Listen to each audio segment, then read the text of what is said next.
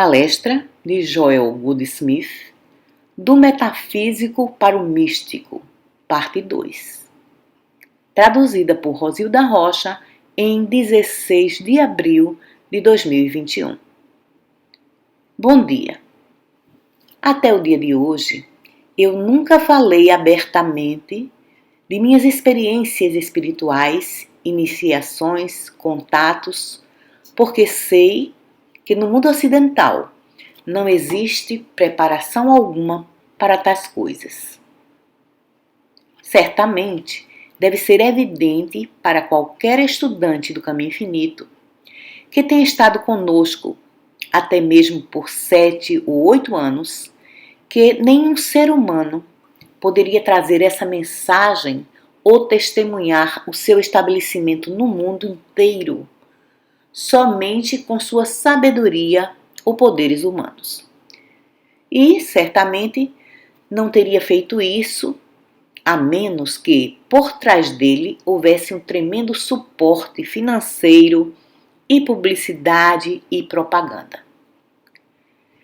E, portanto, testemunhar o que os nossos estudantes têm testemunhado deve ser uma evidência para eles de que existe algo funcionando por trás da mensagem e por trás do mensageiro.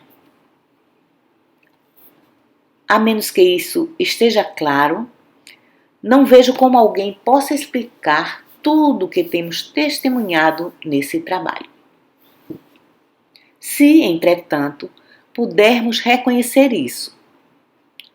Por exemplo, se você puder concordar com o mestre de que a mensagem não era dele, mas do Pai que o enviou, a missão não era dele, mas do Pai que o enviou, então poderá entender muito bem porque um simples rabi hebreu pode ser um instrumento para trazer um ensinamento que tenha atravessado as eras e que provavelmente só agora está sendo recebido em sua plenitude.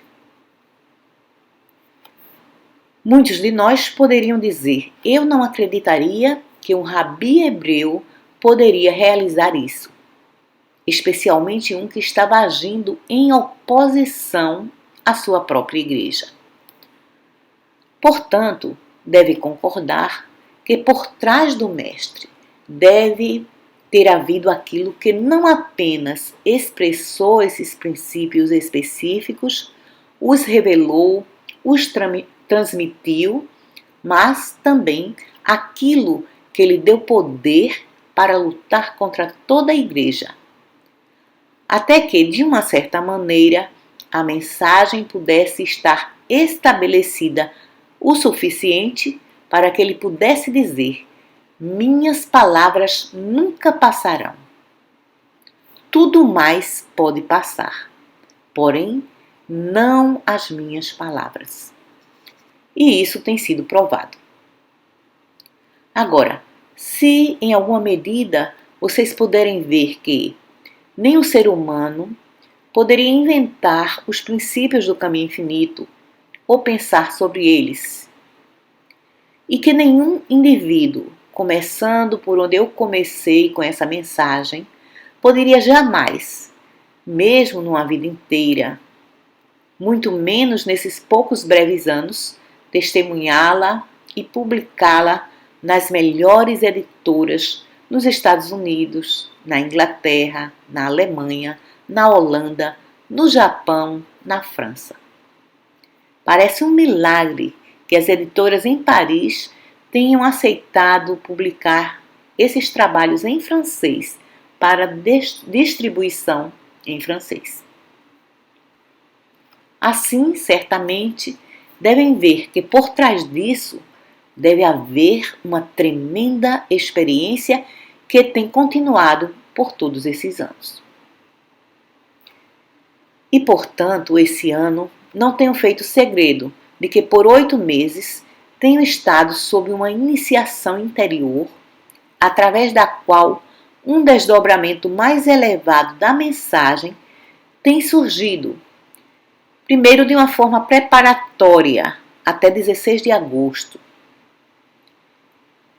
E então, a partir de 16 de agosto, todos os artigos e todas as gravações, de uma forma que vai estabelecer aquilo que virá.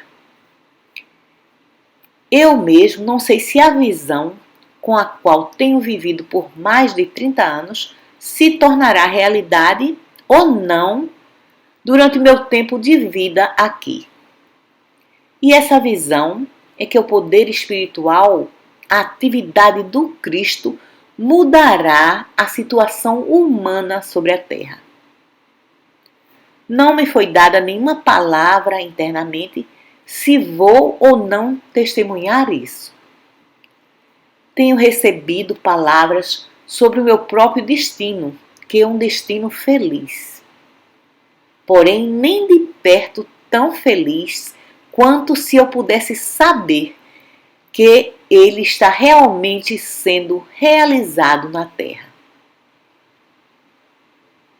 Isso que estou lhes dizendo é para esse propósito, para que possam dar mais e mais de seu tempo e atenção ao trabalho no mundo.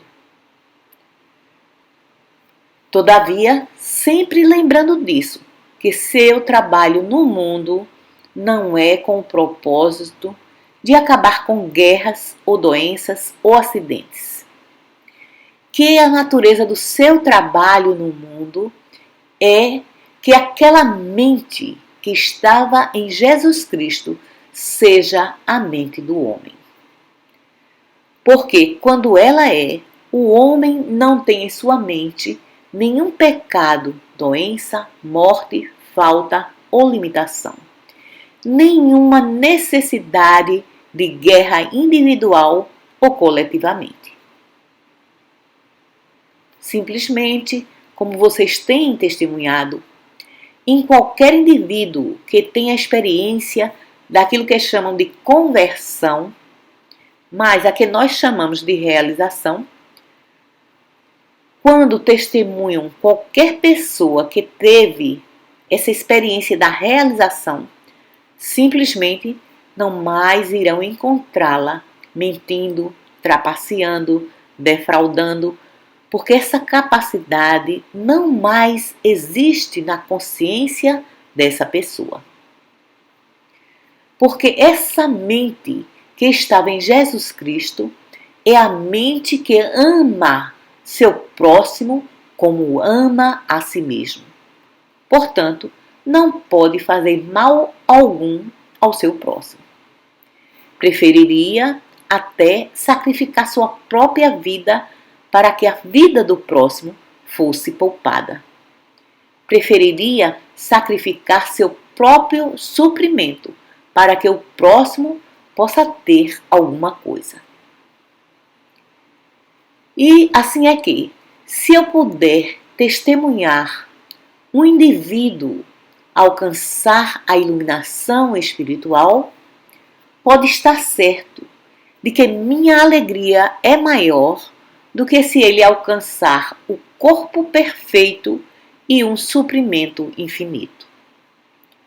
Porque não sei o que ultimamente acontecerá à pessoa com o corpo perfeito ou com o suprimento infinito. Mas eu realmente sei qual é o destino de todo indivíduo que alcança a realização espiritual. Quer permaneça nesse plano ou passe para o próximo. Porque realmente não tem importância onde alguém está funcionando. Porque aonde quer que ele esteja, existe uma atividade espiritual a ser realizada.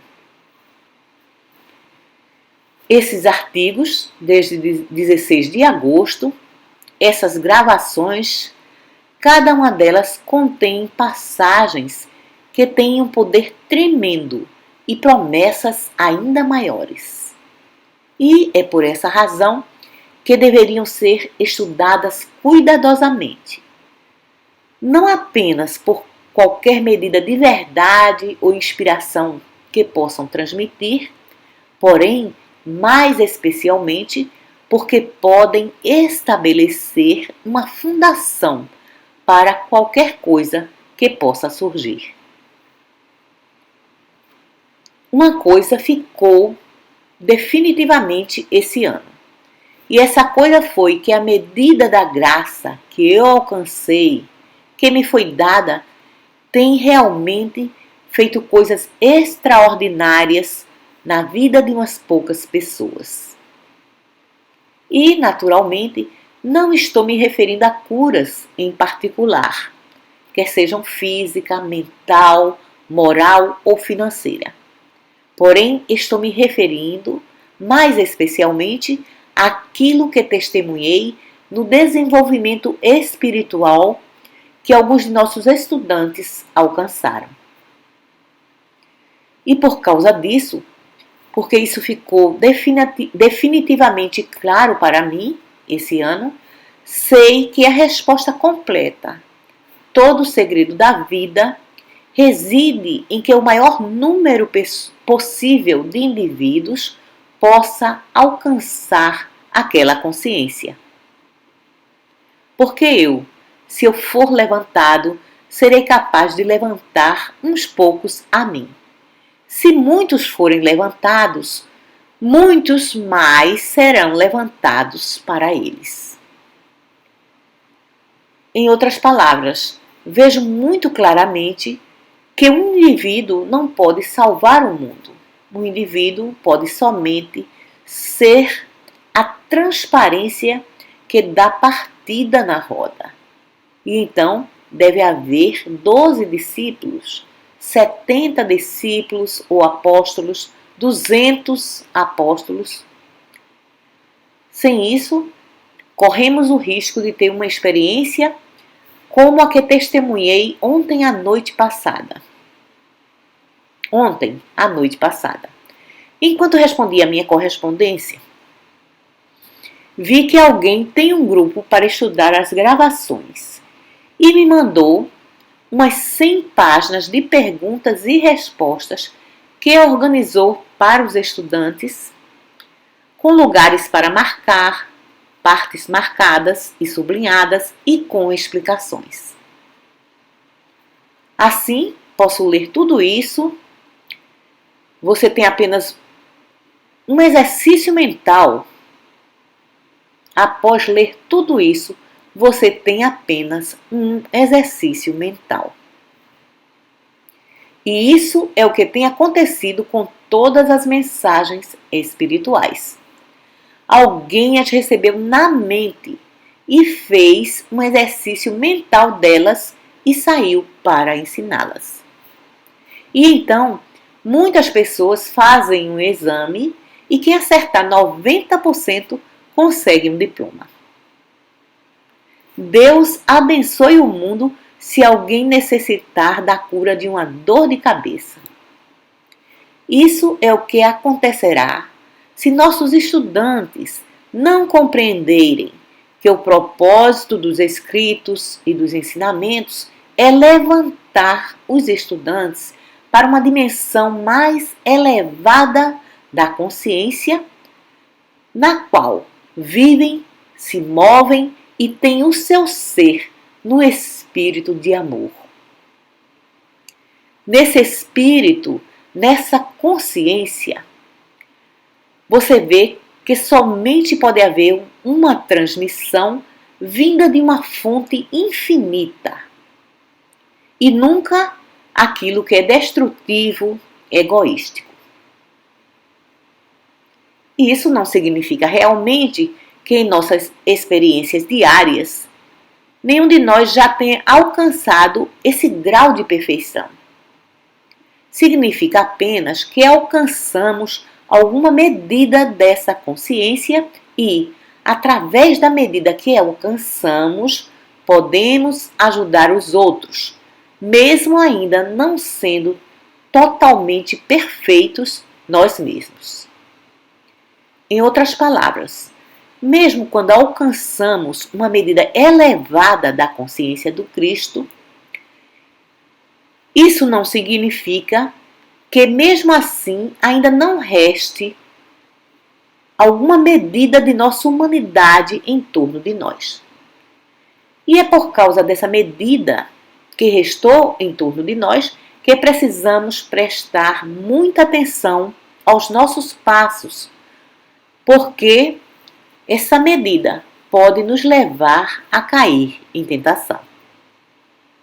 E devemos sempre aprender a dizer: para trás de mim, Satanás. Isso nos leva então ao assunto dessas experiências interiores que algumas vezes são iniciações e algumas vezes são outras formas de graça. E, portanto, devemos ter o cuidado de não tentar tê-las sob nenhuma circunstância, pois isso nos levaria apenas ao terreno mental e provavelmente até mesmo ao psíquico. Essas experiências são experiências da graça, surgem por elas mesmas, surgem quando querem e não são prazerosas. Portanto, não busquem forçá-las. Elas nunca surgem sem que tragam consigo tremendas responsabilidades, obrigações, tarefas. Elas não surgem suavemente, pacificamente, porque a mensagem espiritual nunca é recebida quando a mente humana está em atividade. Agora, à medida em que estuda e medita pelo propósito de realizar Deus, sua própria consciência evolui, se torna mais elevada e mais profunda. E então, de dentro dessa consciência mais elevada, essas experiências surgem naturalmente. Porém, nunca é para o seu prazer, nunca é para fazer o seu caminho na vida mais fácil. É sempre pelo propósito de lhe dar uma outra função na Terra. É para esse propósito que temos tido umas poucas lições, nesses últimos meses, sobre o assunto da graça. Se você puder guardá-las, se puder relaxar seus esforços mentais, não quero dizer parar as atividades da mente, porque não pode fazer isso, mas se através de suas meditações as atividades da mente realmente se aquietarem e puder alcançar períodos de paz interior, então vai descobrir que sua vida estará sendo vivida mais e mais pela graça. Isso quer dizer que ela será prazerosa, sem responsabilidade, sem obrigação. Tudo o que é necessário aparece como se apenas esfregássemos a lâmpada. Todavia, surge antes que a lâmpada tenha sido esfregada. E quando uma quantidade suficiente desse estado de graça foi alcançado, então experiências mais profundas podem se seguir, porque as experiências mais profundas se seguem ao relaxamento da mente, na consciência que está vivendo pela graça, em lugar de pela força ou pelo poder. Então, mais estudantes deveriam ser capazes de alcançar a consciência, que tem sido revelada em nosso trabalho esse ano, que é uma vida pela graça. E então haverá mais estudantes alcançando experiências mais elevadas e profundas que fluem do reino interior. Tudo isso alcançado pela graça. Vocês veem, o milagre é esse. Existe um reino de Deus. Isso não é simplesmente uma passagem na Bíblia. Existe literalmente, realmente um reino de Deus e está realmente dentro de você. Porém, você não tem acesso a ele, pois somente terá acesso a ele à medida em que chegar mais e mais perto de viver pela graça em lugar de por se preocupar. Viver pela graça não faz parar o processo de raciocinar em nossos afazeres normais. Pelo contrário, deixa o processo de raciocinar muito mais claro. Se tiver um problema em seus negócios e for capaz de alcançar, mesmo que um momento de graça, vai encontrar a resposta para o problema de seu negócio e provavelmente de uma forma que nenhum ser humano poderia encontrar para você. Foi mostrado na mensagem de domingo, ontem, que se nossos professores ou curadores recebessem um pedido de ajuda de alguém em relação a suprimento, deveriam eles tentar encontrar uma resposta e dizer: você está se referindo a dinheiro, ou emprego, ou propriedades? Não. Eles devem dizer: por favor, compreenda. Posso lhe ajudar. Posso lhe ajudar a se elevar em consciência, a elevar a sua consciência. Essa é a natureza da ajuda que posso lhe dar. Se você alcançar isso, vai descobrir a onipresença do suprimento em sua consciência, desde que não pense que suprimento é dinheiro. Da mesma forma, quando pacientes, estudantes chegam dizendo: é o meu joelho direito que está doendo, ou minha orelha esquerda que dói, deve responder dizendo: eu compreendo isso. Porém, por favor, se lembre de que nossa ajuda não toca o corpo físico de forma alguma. Queremos ajudá-lo a alcançar aquela mente que estava em Jesus Cristo, na qual não existe pecado, doença, falta ou morte, ou limitação. Assim, você estará apressando o dia quando pelo menos os estudantes do Caminho Infinito saberão que não somos um ramo diferente da medicina ou vice-presidente do banco do bairro, ou até mesmo conselheiros matrimoniais, mas que nossa função é realmente levantar o Filho de Deus em você. A única razão por que não alcançamos isso em nossos 17 anos de trabalho é que temos lidado principalmente com metafísicos, e essa é e tem sido a linguagem e a crença deles. E não é fácil mudar nossos hábitos de pensamento. Vocês compreenderam porque destaquei, logo no começo, que a mensagem do Caminho Infinito não pode ser transmitida através da mente ou pela mente. Como gostariam de dizer a alguém que pede ajuda na questão do suprimento?